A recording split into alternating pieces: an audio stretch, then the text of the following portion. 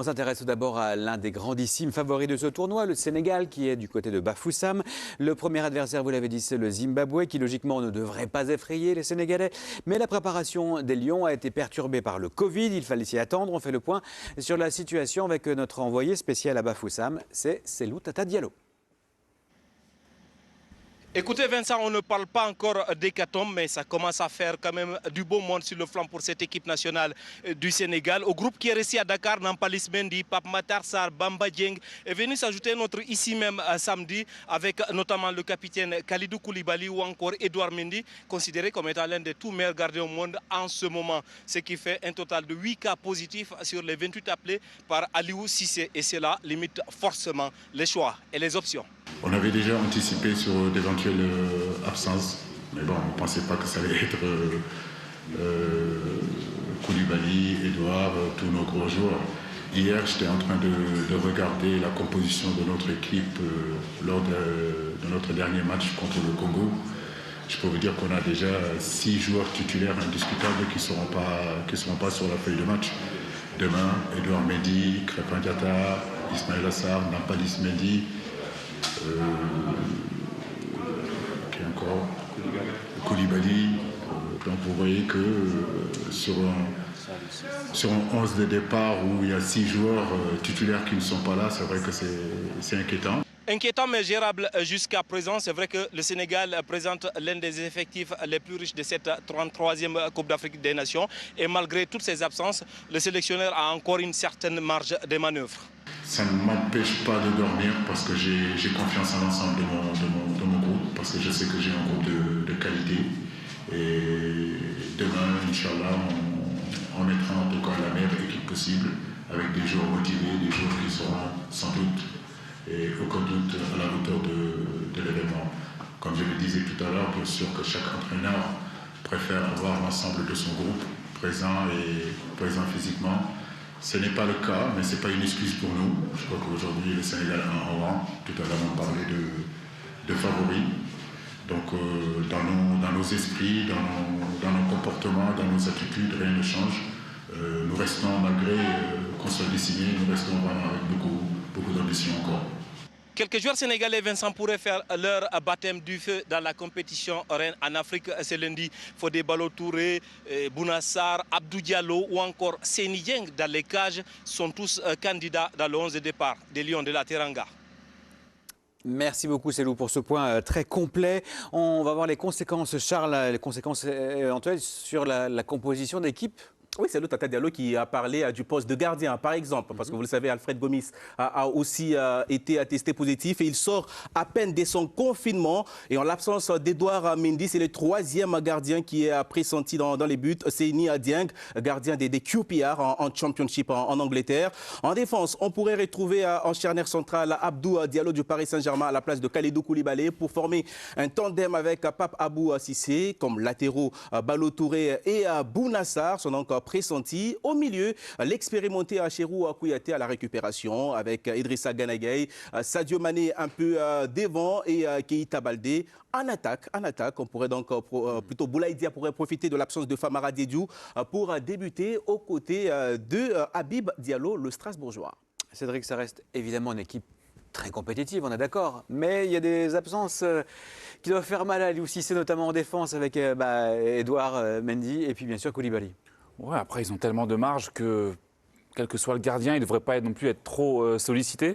Quand on voit l'apport d'un Ballo-Touré, de Bouna Sarr, c'est des joueurs qui jouent au Milan et au Bayern de Munich, donc énormément d'expérience. Je suis d'accord, mais quand on parle d'une colonne vertébrale dans une équipe, il y a le défenseur central. Ouais, mais je pense que Diallo, du PSG, c'est quand même pas mal. Et puis que dire, David Diallo qui joue à Strasbourg qui est quand même un grand buteur, en pleine réussite. Quelle belle équipe. Quelle belle équipe, forcément. Non, mais on parlait de la qualité de l'effectif. Hein, c'est incroyable quand on pense qu'il y a 6 titulaires potentiels absents, quand on voit l'équipe alignée.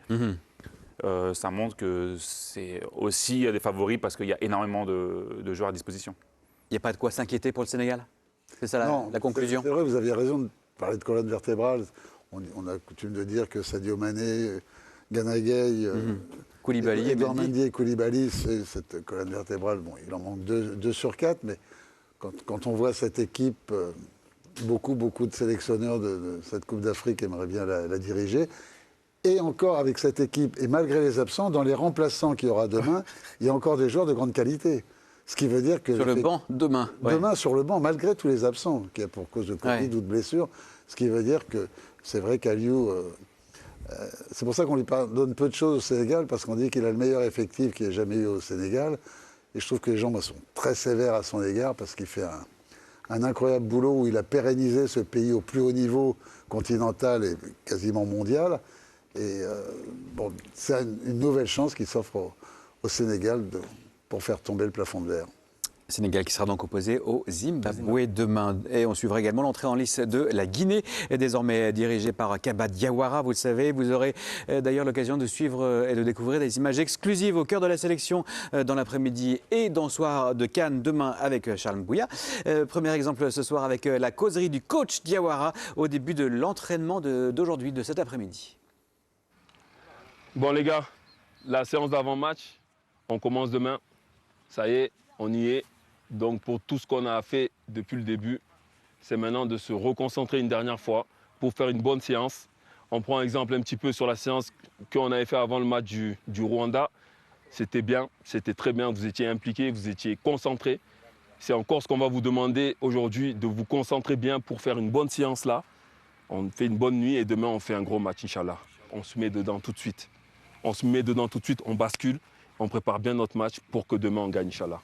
Ok? Allez, on fait la prière.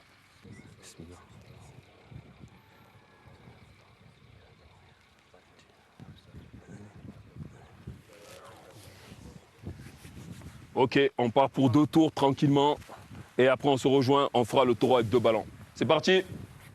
Voilà pour ces petits moments très précieux d'exclusivité avec la Guinée qui a une préparation contrastée. Hein. Ça a commencé avec une défaite 3-0 contre le Rwanda, puis le Sili a enchaîné avec une victoire 2-0 contre cette même équipe du Rwanda. C'est bien de finir de cette manière, Philippe, mais la question est de savoir si cette sélection a suffisamment de certitude avant de débuter ce tournoi. Oui, surtout que Kaba Diawara tente des nouveaux schémas. Il veut jouer maintenant avec trois défenseurs centraux. Il fait évoluer cette équipe. Donc c'est effectivement, il y a un certain nombre d'incertitudes parce qu'on a changé de sélectionneur très récemment avant une CAN. Même si c'est un adjoint qui a pris la sélection, malgré tout, ça crée un certain nombre d'incertitudes. Maintenant, l'avantage de la CAN aujourd'hui, c'est qu'elle offre quand même, la CAN à 24, elle offre quand même la possibilité de rentrer dans une compétition. On est moins tenu au premier match de se dire si on ne gagne pas là, ou si on prend pas ou on ne tient pas au moins l'adversaire en échec, on va être en énorme difficulté.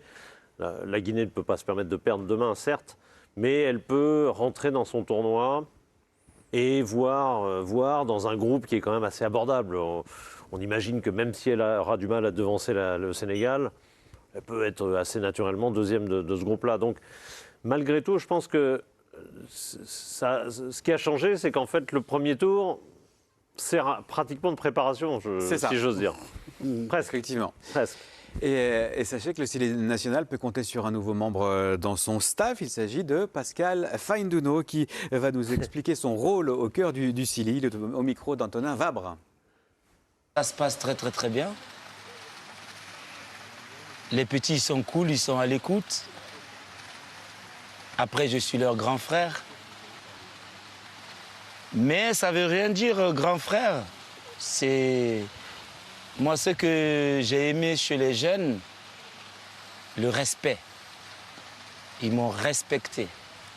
Donc, juste ça, ça va. Tout va bien. L'intégration, c'est par rapport à Kaba.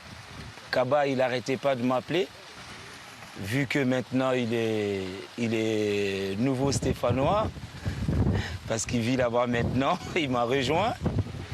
Et à chaque fois, il m'appelait pour discuter de la sélection du Sili et de venir à côté de lui. Parce que je connais la sélection plus que lui.